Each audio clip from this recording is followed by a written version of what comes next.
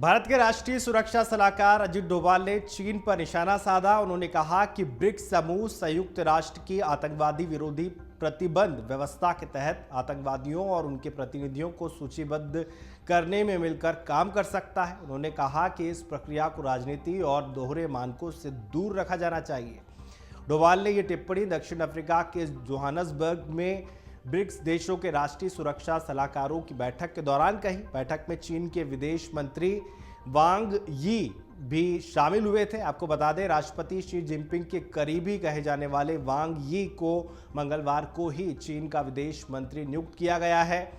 चीन और पाकिस्तान के बीच संबंध काफी अच्छे हैं। इनकी दोस्ती किसी से छुपी नहीं है। इस वजह से चीन आतंकवादियों के खिलाफ कार्रवाई में भी अड़ंगा लगाता है। चीन के कम्युनिस्ट नेतृत्व ने लश्कर-ए-तोयबा और पाकिस्तान में पनाह लेने वाले दूसरे आतंकी संगठनों और उनके आकाओं को अंतर्राष्ट्रीय आतंकवादी घोषित करने के संयुक्त राष्ट्र के कदम को बार बार रोका है। डोभाल ने कहा कि संयुक्त राष्ट्र के आतंकवाद विरोधी प्रतिबंध व्यवस्था के आतंकियों और उनके प्रतिनिधियों को सूचीबद्ध करना एक ऐसा क्षेत्र है जिसमें ब्रिक्स देश मिलकर काम कर सकते हैं। ब्रिक्स समूह में ब्राजील, रूस, भारत, चीन और दक्षिण अफ्रीका शामिल है। 13वीं ब्रिक्स एनएसए बैठक में डोभाल ने कहा कि आतंकवाद राष्ट्रीय शांति और सुरक्षा के लिए प्रमुख खतरों में से एक है।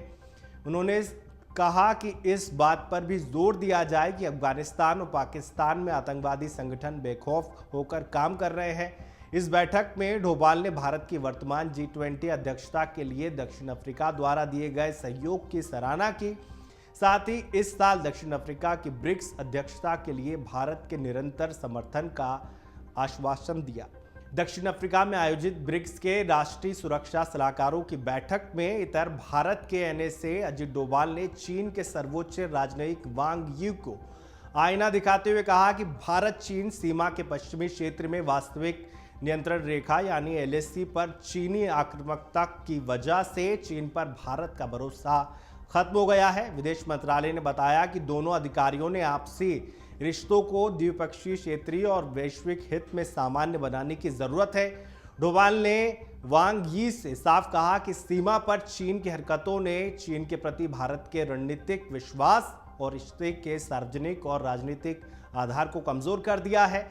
इसके साथ ही उन्होंने यी से कहा, द्विपक्षीय संबंधों में सुधार लाने के लिए यह जरूरी है कि सीमा की स्थिति का पूर्ण निराकरण हो ताकि वहां शांति और स्थिरता कायम की जा सके। वांग यी की 10 दिन के भीतर भारत के उच्च पदस्थ अधिकारियों के साथ दूसरी बैठक है। इससे पहले 15 जुलाई को वांग यी ने जकार्ता में आसियान क्षेत्रीय मंच की बैठक से इतर विदेश मंत्री एस जयशंकर के साथ बातचीत की थी। वांग यी फिलहाल चीन के सबसे ताकतवर नेताओं में शुमार हैं। चीन पर वास्तविक शासन करने वाले निकाय पोलित ब्यूरो के साथ ही यी चीन के सर्वोच्च कूटनीतिक प्राधिकरण विदेश कार्य आयोग के सर्वोच्च अधिकारी भी हैं। अमर उजाला अब आपके टीवी पर भी। अपने स्मार्ट टीवी पर YouTube पर सर्च करें अमर उजाला, चैनल सब्सक्राइब करें और देखें ताजा खबरें, वो भी HD क्वालिटी में।